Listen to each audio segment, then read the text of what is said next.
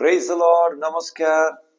मु सेवक मीर पाणी आपण मान सम्मुखरे गोटे सुंदर वाक्य रखिया पाई चाहूची। मु जो जगह रहे से पाखरे गोटे युवक थला गोटे इंटरव्यू देइथला सेठी फेल होला परे आउ से फांसी कि मृत्युवरण करिछि। सुनिबा पाइले जे फैमिली प्रेशर तांको ऊपर थला। तो ए विषय सम्मुखरे रखी मु एक बाइबल रो गुडी शिक्षा दवा पाई चाहूची। ता होछि प्रथम सैमुएल तार 17 पर्वर घटना। और जितबेले गलिया सम्मुख को आसी चित्कार करुथला, चित्कार शुणिकी समस्त इस्राएल लोक माने भयरे तंबू भितरे पसी रही जाउथिले। दाऊद आसिले आ से चित्कार विषय पुनी परमेश्वर को जे तुच्छ करा जाउछि ए विषयटी सुनी से हजम करिले नाही। राजा एक घोषणा करथिले जे गलियात को वध करिवो तांको पाई कोन करा जिवो। ताहा प्रथम शामुएल तार 17 पर्व 25 रे लेखा अछि प्रकार भाबरे तहु इस्राएल लोक माने कहिले एही जे लोक उठी आसीओछि यागो कोन तुम्हे माने देखिलो। निश्चय इस्राएल को तुच्छ करिवा पाई से उठी आसीओछि। पुणी एहाकु जेउ लोक बोध करिवो राजा ताहाकु बहुत धन रे धनवान करिवे ओ ताहांकु अपना कन्या देबे आ इस्राएल मध्य रे ताहारो पितृगृह को कर मुक्त करिवे। राजा तीनोटी विषय दबा निमंते कहिथिले। प्रथम विषय हला तांकु से धनवान करिवे आ द्वितीय विषय हला पितृ पुरुष को कर मुक्त करिवे। पुणी तृतीय विषय निज कन्या को बाहा करेई देबे। एटा गुटिए बड़ पोजीशन थला किंतु ए पोजीशन को पाइबा निमंते एक परीक्षार सम्मुखीन हबार अछि, एक इंटरव्यू रो सम्मुखीन हबार अछि जेउथिरे कि उत्तीर्ण हबाकू पड़िबा। जदि इंटरव्यू रे ए परीक्षा रे उत्तीर्ण हेबे तेबे राज दरबार रे बसी परिबे। दाऊद इवेन तांको गृह रे मध्य तांको पाई जागा नथला, तांको जागा जंगल रे थिला, तांको जागा पहाड़ रे थिला। किंतु जदि ए परीक्षा रे उत्तीर्ण हेबे तेबे राज दरबार मध्य रे बसिबे। जे आसन रे एई उत्तीर्ण हेइथवा व्यक्ति बसिबो विशेष करी कि राज परिवार एक सदस्य होइकी। कहबा पाई चाहूची ए इंटरव्यू आउ ए परीक्षार सम्मुखीन हबा निमंते 40 पदर ए प्रकार लेखा अछि मो प्रिय माने कि राजा दाऊद कि प्रकार भाबरे जाउछन्ते। ए स्थान रे दाऊद कि प्रकार भाबरे जाउछन्ती 40 पदर उल्लेख अछि।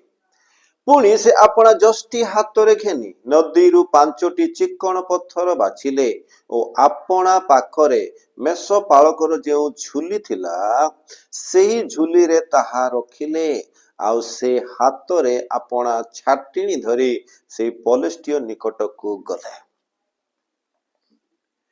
छाटणी आउ 5टी चिक्कण पत्थर, 5टी चिक्कण पत्थर काहीकि से नहीं कि गले कहवा पाई चाहिबे मो प्रिय माने एथि पाई से नहीं कि गले जदि गोटिए पत्थर रे से मारिबे जदि ताहा बाजुछि ताहले तो ठीक अछि, जदि ताहा बाजुनी अन्य देई कि पळेई जाउछि ताहले से आउ गोटिए पत्थर बाहर करिकि मारिबे। यदि ताहा मध्य बाजुनी ताहले से आउ गोटिए पत्थर बाहर करी मारिबे। ताहा तोरे 5टी ऑप्शन रहिछि मो प्रिय माने। तो आपण मानु कहबा पाई चाहिबी आपण गोटे इंटरव्यू फेस कले, आपण गोटे परीक्षा को फेस कले जदि आपण विफल होउछंती ताहले टेंशन नेबार आवश्यक नाही। जदि आपण गोटे कंपनी रे इंटरव्यू देबा पाई जाउछंती किबा सरकारी क्षेत्र रे इंटरव्यू देबा पाई जाउछंती विफल हेई गले टेंशन नेबार कोनसी आवश्यक नाही। कारण जगत मध्य केवल गोटे कंपनी ही नाही, अनेक कंपनी गुडा को अछि जोटी विफल हेले सेरा छाडी के अन्य कंपनी को जाय के इंटरव्यू दियंतु। गोटे सरकारी आ कार्य क्षेत्र रे जदि आपण इंटरव्यू देले आपण विफल हेले तो सीटा छाडी के अन्य इंटरव्यू निमंते अन्य कार्य निमंते निजको प्रस्तुत करंतु। मु कहबा पाई चाहिबी ईश्वरंकर वाक्य रे मध्ये उल्लेख अछि ईश्वर जहा करती ताहा प्राणीर मंगल निमंते करती। मो प्रिय माने अनेक भाई भौणी माने युवा अवस्था जितेबले से जीवन मध्य कौन सी प्रपोजाल आसे आ जितेबले से प्रपोजाल कैंसिल हो जाए दुखित हो जाई थांती भांगी पड़ी थांती किंतु कहबा पाई चाहिबे मो प्रिय माने जदि गोटिए प्रपोजाल कैंसिल होची ताहले आउ गोटिए प्रपोजाल आपणक सम्मुखरे अछि जदि से आउ गोटिए प्रपोजाल मध्ये कैंसिल होची ताहले आउ अन्य प्रपोजाल आपणक सम्मुखरे अछि टेंशन नबार किछि आवश्यकता नाही कहबा पाई चाहिबी जो माने बिजनेस ओपन करंती आ जदि गोटिए बिजनेस रे से माने फेल्युर होंती ताले कहबा पाई चाहूची जे टेंशन नबार कोनोसी आवश्यकता नाही अन्य बिजनेस आरंभ करंतु जदि तहिरे मध्ये फेल होछंती ताले आहुरी अन्य बिजनेस आरंभ करंतु निश्चित भाबरे आपण सफलता को देखिबे अनेक पिला माने 10th एग्जाम रे फेल हला परे 12th एग्जाम रे फेल हला परे प्रेशर सकाशे मृत्युवरण करिथांती कहबा पाई चाहिबी मो प्रिय माने गोटिए वर्ष आपण फेल ले द्वितीय वर्ष आपणकर सम्मुखरे अछि निजको प्रस्तुत करंतु एग्जाम दियंतु निश्चित भाबरे आ ईश्वर आपणकर संगरे थिबे आपण उत्तीर्ण हेबे तेबे जीवन मध्यरे जेतेबेले विफल होउछु प्रथम चेष्टा रे प्रथम अपीयरेंस रे ताकू नहीं की टेंशन हबार कोनोसी आवश्यकता नाही द्वितीय अपीयरेंस निमंते निजको प्रस्तुत करंतु द्वितीय इंटरव्यू निमंते निजको प्रस्तुत करंतु पुनर्बार वो आपण मानु कहबा पाई चाहिबी जे ईश्वर जहा करंते ताहा से प्राणीर मंगल निमंते करंते